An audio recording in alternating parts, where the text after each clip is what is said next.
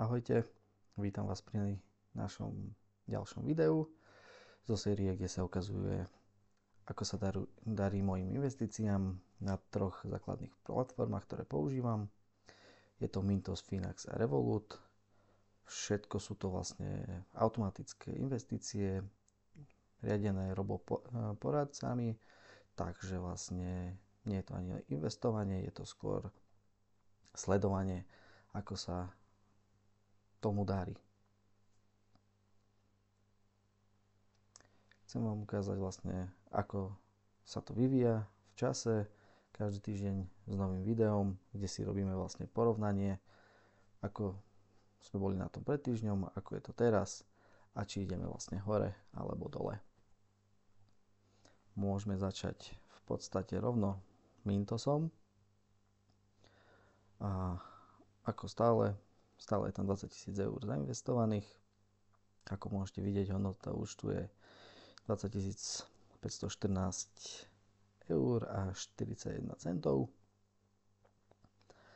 V porovnaní vlastne s minulým vlastne týždňom je tam nárast o nejakých 40 eur, necelých, trošku viac. Takže sa nám v podstate za týždeň prikotúľalo 40 eur, čo je celkom fajn. Keď si pozrieme dole, stále to mám vlastne rovnako rozdelené. Úvery, dlhopisy, nehnuteľnosti. Môžeme si pozrieť tu vlastne nehnuteľnosti mi vlastne s počiatočným vkladom 500 eur zarába v podstate každý mesačne nejaké 2-3 eurá. Dlhopisy už mi zarobili vlastne tiež za nejakých 3 mesiace 120 eur.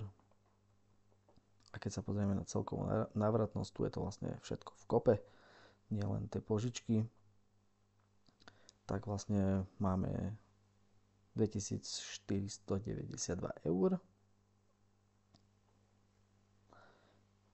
V porovnaní s minulým týždňom, kde sme mali 2451, čo je v podstate tých 40 eur.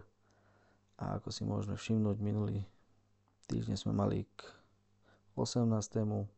augustu 17. 76 eur. A teraz máme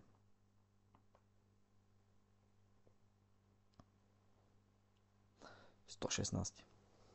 Celkom pekné. Na Mythose je v podstate nejakých 9,7% ročný výnos, čo je celkom fajn za nič nerobenie. Okrem toho, že tam tie peňažky máte. A vidíte, že už sa dlho nestalo, že by sme boli v mínuse. Čo znamená, že niekto nejakú požičku nesplatil, vyhlásil bankrot a Mintos sa s ním v podstate doteraz súdi. Je tam zopár takýchto firiem. Môžete si to sledovať, nemusíte. Je to už v podstate robota navyše.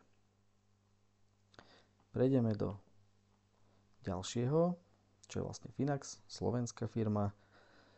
Oni investujú vlastne do medzinárodných ETF-iek, kde to vlastne majú podľa svojho roboporadcu nejako takto rozdelené.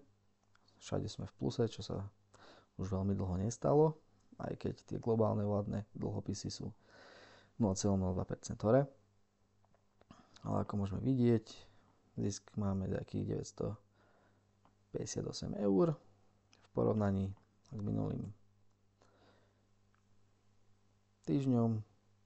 Sme hore pomaly o nejakých 189 eur v porovnaní so 769, čo nám vlastne aj robí výnos 5,32 eur a ušetrené dane 182 eur.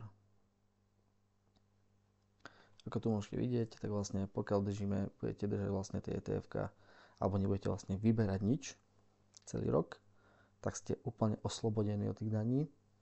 Alebo keď už musíte, keď ste vlastne prinútení, potrebujete peňažky, tak ich vlastne vedia vám pomôcť tým, že vlastne využijete nezdaniteľné minimum, čo je okolo 500 eur.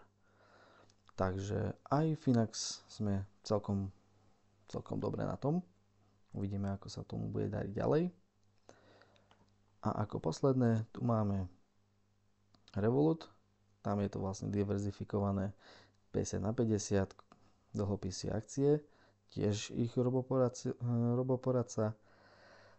A tu sme v podstate v mínuse o nejaké 4 eurá necelé. Boli sme vlastne minulý týždeň tam bolo v mínuse 1,6%, teraz sme 1,67%. Takže sa dá povedať, že najhoršie, tento týždeň sa najlepšie darilo Finaxu, potom Mintosu a najhoršie sa v podstate už pol roka vedie Revolutu. Snad sa to otočí. Uvidíme. Človek by rád videl, že to zarába na všetkých platformách, ale uvidíme. No a to by bolo vlastne pre dnešné video všetko. A ako hovorím, ak chcete, môžete odoberať, môžete dávať lajky, môžete komentovať, môžete sa pýtať čokoľvek chcete. A nie je to podmienka, všetci to žiadajú, ja nie. A dúfam, že sa vám vlastne tento formát páči. V ďalšom videu sa pozrieme znova o týždeň v rovnakom čase, či sme šli hore, či sme išli dole. A môžete posledovať na YouTube aj moje príspevky, kde v podstate dávam update každý druhý deň z týchto investícií, že ako sa im darí. Takže prajem vám príjemný zvyšok večera, dňa, rána. Neviem, kedy to pozeráte. A vidíme sa na budúce.